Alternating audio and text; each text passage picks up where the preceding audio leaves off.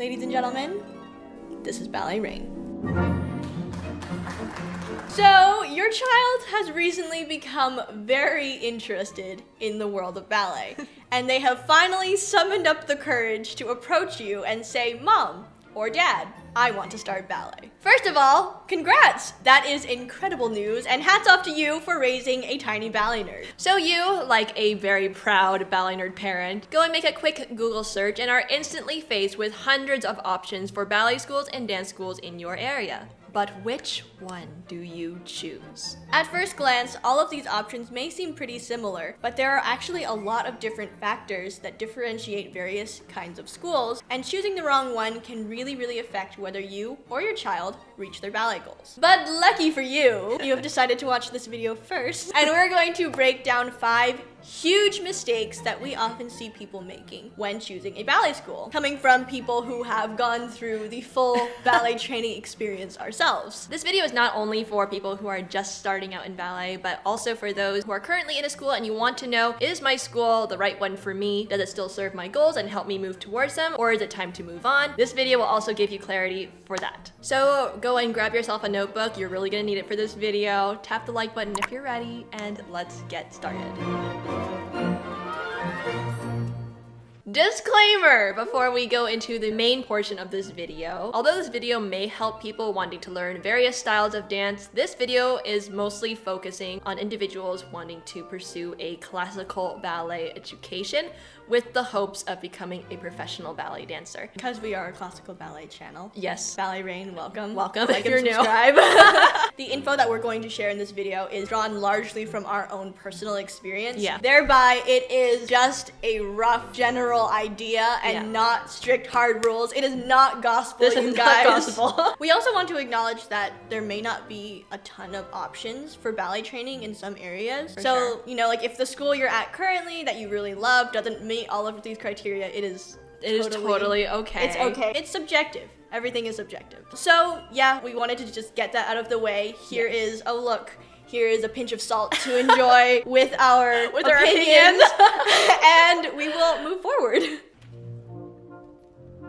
Moving forward into the 5 huge mistakes that we often see people make when choosing a ballet school. Mistake number 1 is not knowing your goals.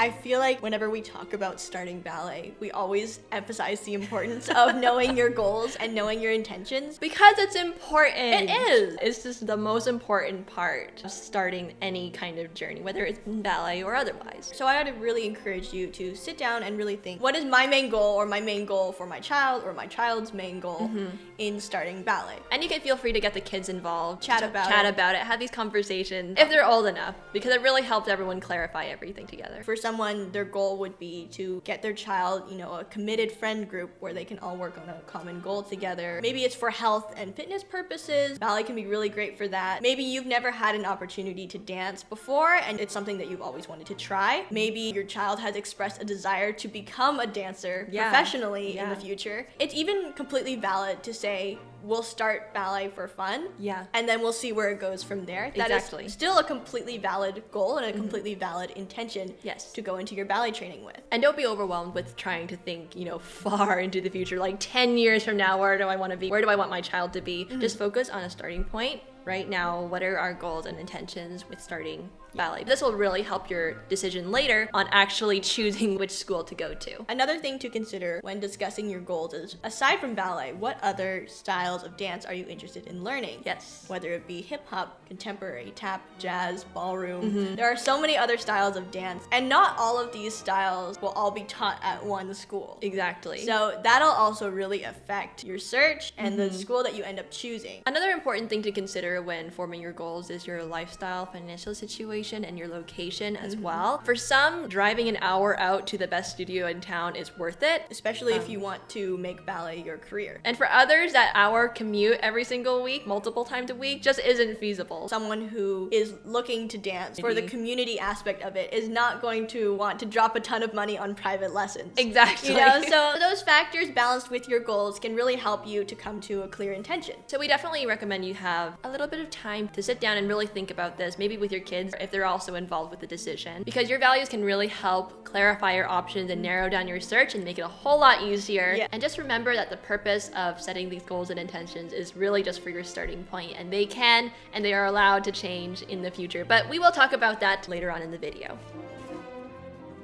Mistake number 2. This is one of the biggest mistakes that people make when trying to choose a ballet school, and that is not being aware of the different kinds of ballet education out there. Different schools may have different things that they focus on, and while many of them still have the ability to produce a beautiful dancer that can go on to a professional ballet career, the ballet training experience is going to vary hugely from school to school. So it's super imperative to know the difference. The two main different schools of ballet training, so to speak, and these are loose terms. There is a lot of gray area, a lot of overlap, but we're going to use these terms super loosely for the purpose of this video. We have a competition-based school, and we have a vocational ballet school. Again, no harsh lines. Yes, it's a kind of blurry. spectrum. It's a spectrum, you guys, so just bear with us. Yeah. Okay, we have dance school or competition school, and we have ballet school. A competition-focused school will do just that, focus more on competitions, and thereby they'll put a lot of emphasis on lots of other contemporary styles, jazz, tap, modern, contemporary, hip-hop. They might also have like acro and tumbling and a lot more competitive dance styles as well. Yeah. Because obviously the main focus with these schools is competition. They may also, almost always, offer ballet classes as well, because ballet is such an important base for any other dance style that you may endeavor in. Yeah, it's like the foundation.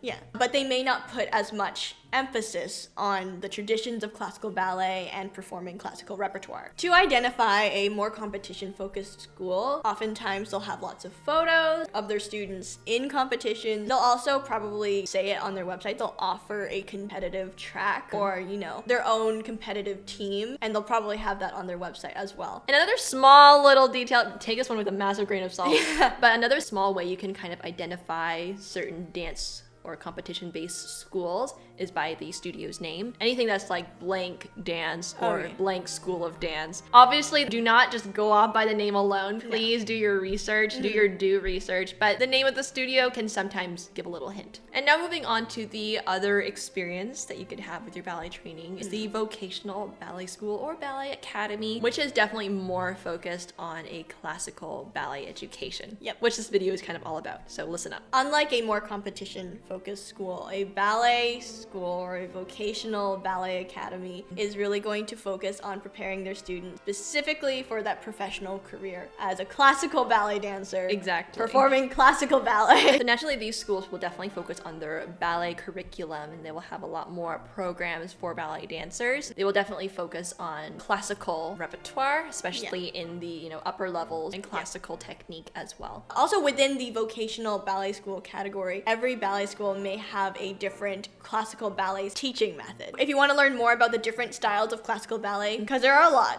watch our ballet styles video. It will be linked right here and also in the description box. Different methods of classical ballet training cater to different people with different goals and different stages of life. For instance, RID is very good for beginners. Very good for beginners, and I'd say even children. I think it's very good for younger students. Vaganova obviously is one of the most renowned methods for producing a beautiful professional dancer. Balanchine is very important to be trained in if you are planning on going to a balanchine company or school. Or a school. If you have your sights set on SAB, you're going to want to start out in a school that already teaches that balanchine technique. So that when you transition to Miami City Ballet or PNB or NYCB, then you'll already have that balanchine technique in your body. To check which style they teach, sometimes they'll have it on their website. If all else fails, just call up the studio directly and you'll be able to get some answers. Ballet schools may also participate in competitions, but generally less of them and more so ballet focused competitions such as YGP and Prix de Lausanne. But competitions are generally not the focus of these schools. The focus is more on perfecting technique, refining artistry, with the hopes of getting these dancers to elite professional levels. Ballet schools and ballet academies can also offer other dance style training for their students, like jazz and tap, contemporary, because although the ballet is the focus, other styles are hugely supplementary for all the ballet training, and nowadays it's pretty important to be a more well-rounded dancer and be able to have all of the skills and all the different dance styles under your belt. Yeah, you can't make it in the professional realm these days With just a ballet only education. ballet training. So that's not to say that ballet schools won't have any other style of dance in their school, but it's just simply not as much of a focus, and ballet definitely takes more of the spotlight. To identify a ballet school or a more vocational ballet school, chances are they may have ballet in the studio name specifically. Yeah. Because ballet is the focus. Like you would have School of American Ballet, Boston Ballet School. Anything with ballet, ballet school, school of ballet, ballet academy, those are small indicators that the school that you're looking at might be a more classical ballet-based school. Also on their website, they may have a lot more of a classical look. They'll have a lot more photos of classical repertoire being performed. They'll have a lot of dancers in leotards and tights in perfect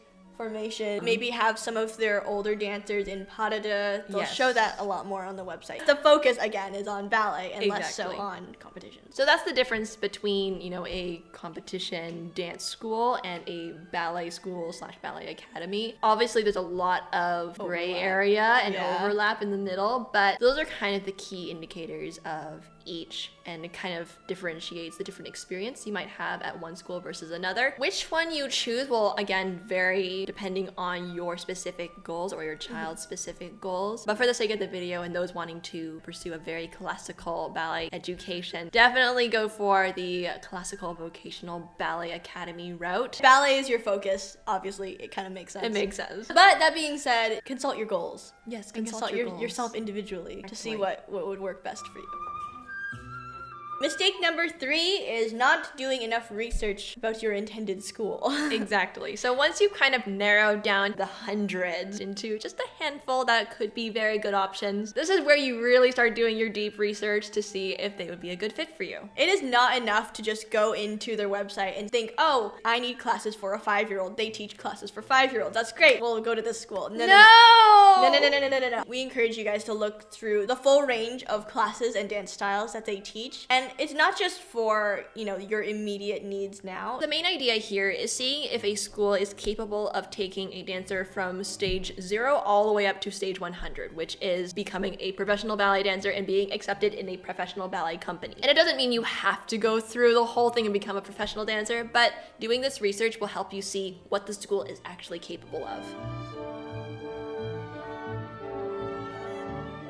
So a good indicator of that may be a full curriculum. Exactly. Obviously, if they teach from level pre-primary all the way up to a pre-pro level. Most common training methods in the USA are ABT, and that would be levels up to 7, and partnering. That's like their highest level. RAD, you'd have grades 1 through 4, then you'd have Interfound Foundation all the way up to Solo Seal, and for Vaganova schools up to level 8. Another thing to look for is the actual teachers themselves. So maybe look at their bios and try to see what kind of credentials that they have that you can find. If they have, a college degree in dance or arts or something, that could be a good thing to note. Also look at where they received their dance training growing up and where they danced previously. Those are all very good indicators. Most importantly, and the thing that has the most weight, is probably if they have actual ballet teaching certifications. So if they have certifications in RAD or ABT, Vaganova, Cicchetti, exactly, because a good dancer doesn't equate to being a good teacher. So having those certifications, and they take a lot to acquire, so if they have that on their profile, then that is definitely a big green flag. Another good indicator is if they have a pre-professional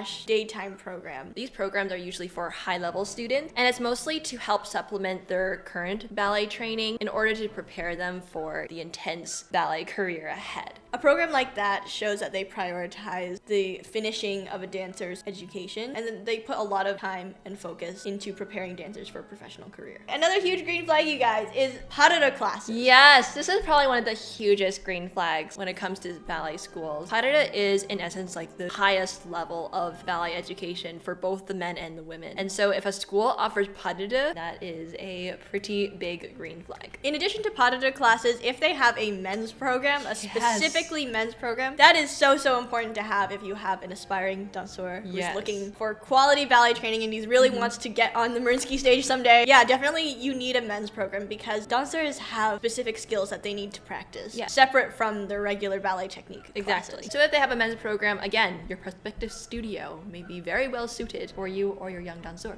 And finally, if you look at their alumni and they're graduated from this studio into bigger companies, maybe world-renowned companies, that is also a huge green flag because, again, it shows that they have taken a student from a very young beginner stage and boosted them all the way up to professional level and status. The proof is in the pudding. The proof is in the pudding. If the studio has a lot of students who have made it, then probably so can you. So those are a few things to look for when researching different schools around your area. A lot of schools will have this on their website. Obviously, they'll communicate all the different classes that they offer, and most schools are very, very proud of their alumni. Yes. So you'll be able to find those hopefully on the website, and if not, again, call in. And you'll always get the answers you need. Yep.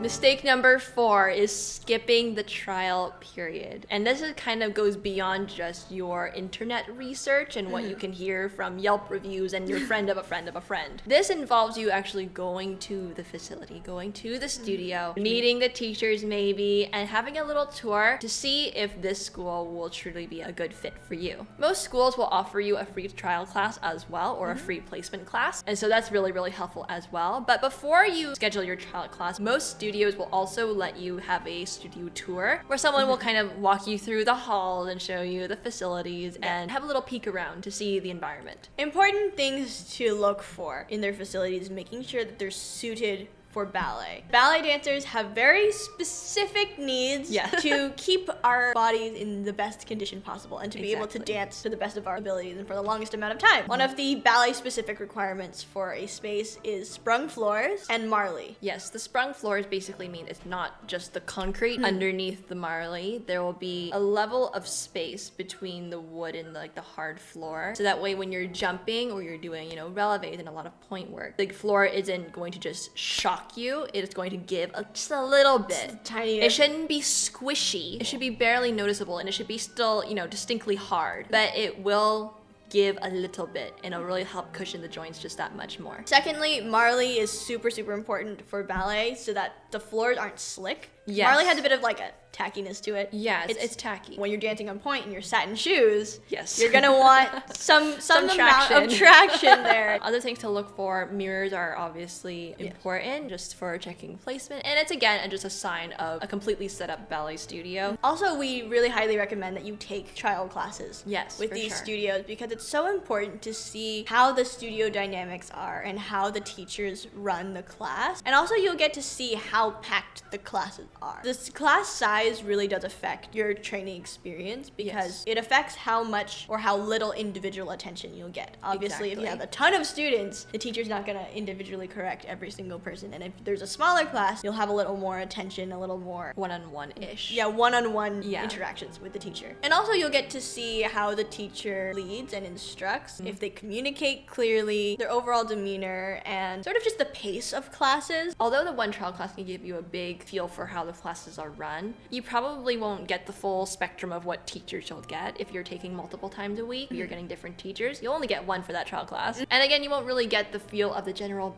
ballet studio culture. You won't really see what friends you get along with yet. And so we recommend, if you like that initial trial class, maybe take a few more classes and continue to gauge on whether the studio kind of feels like home to you and if this is a really good place for you to grow. Some of the signs that a studio might be a good place for you is if you enjoy the studio's culture and the vibe and the people there, that's always good. Also, if you're understanding things well and if you feel like you're learning more and improving more, that is so important. That's why you're there. That's you're why there you're to there. learn and grow and improve. And specifically, if you fully understand everything that the teacher wants from you, it's very, very important that that communication is clear. You want to make sure all the information is actually coming through Yeah. on your receiving end. And so if that's happening and you're understanding it and you're grasping it, then that's a really good sign. Another good indicator that the school might be a good fit for you or your child is if you're feeling challenged and inspired, because that just means that you're placed in a class or an environment where it's neither too easy or too difficult or too challenging. That is indeed an appropriate space for you to grow while also feeling confident and inspired to keep going and pushing for more. Another super important aspect of a studio is for it to be a place where you feel free to ask questions and where you get very good answers, clear answers to your questions. And also, probably the most importantly, a place where you feel all right to make mistakes. Yes. And to learn from mistakes. Because such is the life of anybody learning anything. Yes. Your mistakes are part of the process. It should always be a place where mistakes are encouraged, and it's encouraged for you to learn from them, to evolve, and to come back stronger. That sort of mentality. And now, a lot of the examples we gave were more towards, dancers who can answer these questions themselves. But if you're a parent and you're not really in the room when your child is going through their classes, it can be kind of hard to judge. But some of the things you can probably tell is just how they feel going into class and when they're returning home from class. If your child's love, commitment, and especially discipline goes up regarding ballet, all three of those aspects, then that's sort of a good indicator that you're probably in a good place. It doesn't mean that they won't have bad days. Yeah. Everyone has those days or you're just having an off day. You don't feel like heading to class. Exactly. But in general, if they're excited for class or if they come home and they're working on stuff in their room, maybe doing conditioning exercises in their room or stretching a lot more, practicing their turns in the living room, that's how you can kind of see that sort of that drive and that discipline rising with their training. Yeah, it's a good sign that they're developing not just as a dancer, but also as a person, which is something that we believe is extremely important for ballet education. It shouldn't just physically build you up and make you better. You also, as a whole person, learn important life skills. And obviously that discipline that's growing and that commitment that's growing will lead to improvement in your technique as well. So yeah, those are a bunch of signs to look for during this trial period from, your first studio tour all the way up to the first few classes that you have with the school. And if things are looking good, then you may just have found your studio. And if you have, then congratulations. Congrats. And hopefully these tips could also help you if you already are at a ballet studio. Hopefully these signs can help you decide whether or not this school is the right place for you. Final point! We're almost there. Mistake number 5 is staying too long in a school that you've outgrown or no longer works for you. You might realize that a studio doesn't fit right after your first trial class. You might realize it 5 years down the road, or maybe your goals change later. But a common mistake that we see in a lot of dancers, and it's kind of sad actually, they stay at a certain place long after they've outgrown it, or long after, certain issues start to arise and they don't have the courage to move on or find something better. So a few warning signs that it may be time to look into moving on, changing studios. Number 1, if you're not feeling challenged, if you're feeling stagnant. That is the worst thing in any kind of education, is feeling stagnant. Like you're not moving anywhere, you're not going anywhere, you're stuck. Even professional ballet dancers should never feel stagnant. Never. As a dancer, you should always feel like you're improving to a degree. You're always refining, you're always evolving, getting better. Stagnation is not in the books. You always want to have a little bit of a challenge in front of you. No matter if you're 2 or if you're 30, 40, 50, whatever, there will always be challenges in your ballet journey. And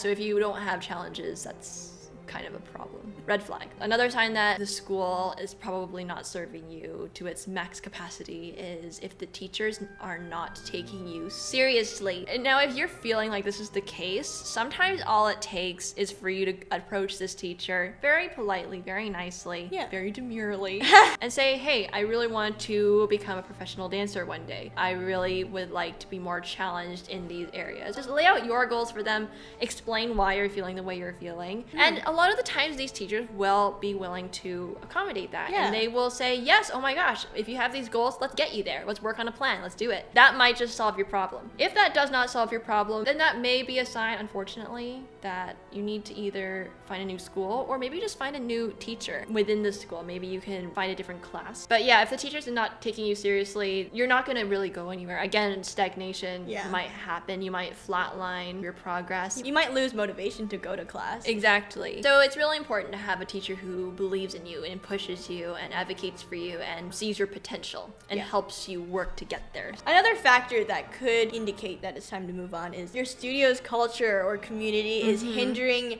you moving forward in your dance journey. The reality is that the people that you surround yourself with really do affect the way that you go about achieving your goals. And so it's very important that you have a community of people that support that. Obviously, nothing's going to be 100% perfect. We're Of all course. flawed people. There may Yeah. be people that you don't get along with as well. You maybe rub shoulders the wrong way with some people. And it's not to say that having people you disagree with or don't get along with means you should completely relocate Yeah. to a different school. But again, if it's hindering your growth and your actual well-being, that's kind of a problem. As important it is to be able to mess up, it's also equally important to be able to feel free to succeed and to win. And if your environment is really bringing you down in that aspect, that's a big indicator that maybe it's time to find a place that actually supports that. The last one for today, the last indicator for today that maybe you should move on to a different studio is if your goals change. And this Yeah. is a very natural thing. Maybe you started out saying, oh, I'll just start ballet for fun, for For artistic leisure. expression. And Exactly. then, a few years down the line, you realize, oh, I really have a shot at a career. Then your goals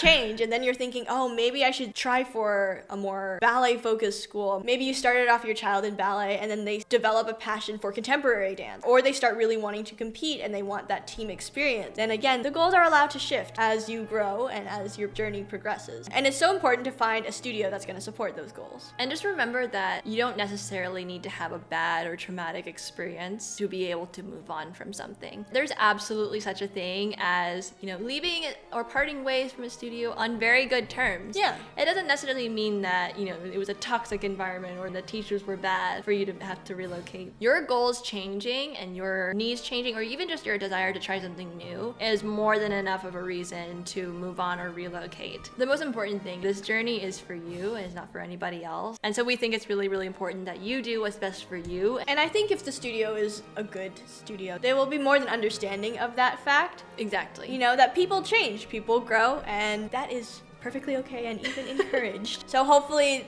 if you've been struggling with your ballet school for a while now, hopefully this gives you the courage to step out and try something new. We really believe that when you stay true to yourself and be honest with yourself and what you need, all the decisions that you make will be really worth it for you. So there you have it, y'all. Those were 5 major mistakes that you can make while choosing a ballet studio. And how to avoid them. Please take our opinions with a grain of salt. A huge Please. grain of salt. Take these points and see how they apply to your own life and your own situation, which will vary widely from person to person and from life to life. But hopefully this video can offer a little bit of clarity for all of our hopeful ballet dancers all around the world and help you guys to find a studio that fits the best for you. If you liked the video and found it helpful, then make sure to like the video. And if you have any more green flags or red flags regarding ballet studios, or even if you have any more questions, make sure to leave a comment in the box below. There's a lot of dancers in our community who have been through a lot of ballet education, and so I'm sure they'll be able to help you out. And if you got a lot of value from today's video and you would like to show your appreciation by supporting us, then our Patreon will be linked in the description box below, patreon.com/balletrain. Joining our Patreon really supports the channel here on YouTube and helps us to keep fostering the ballet nerd space on the internet. So if that's something that you would like to support, then join the Patreon. It costs less than a cup of coffee, and we would be so excited to have you join us. Anyways, I think that is all from us for now. This is Ballet Rain signing off. Until the next video. Bye.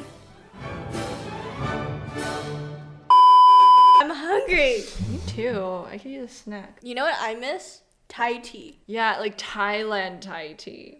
That was real. Oh, Thai when we tea. went to Bangkok, the hotel we stayed at Oh my gosh. had Thai tea at their breakfast area. Oh my god, and it was unlimited. It was unlimited Thai tea. The dream, truly. It was so the good. dream. Especially because it's been really cold here lately in Texas. Oh, We yeah. have snow on the forecast, I think this Thursday and Friday. So it's been really cold. I'm really missing Bangkok. I want to go for a walk in the snow and then sit by the fire Yeah. with a cup of Thai tea. Yeah, definitely. Just sip at it. yeah, just Wouldn't that be the dream? So Okay, burger. that's y'all know what we'll be doing the next couple of days. Yeah. Not to make any of y'all jealous. no, but- no, not at all. Bye. Woo! Food. I need food. I'm so I hungry. need bubble tea.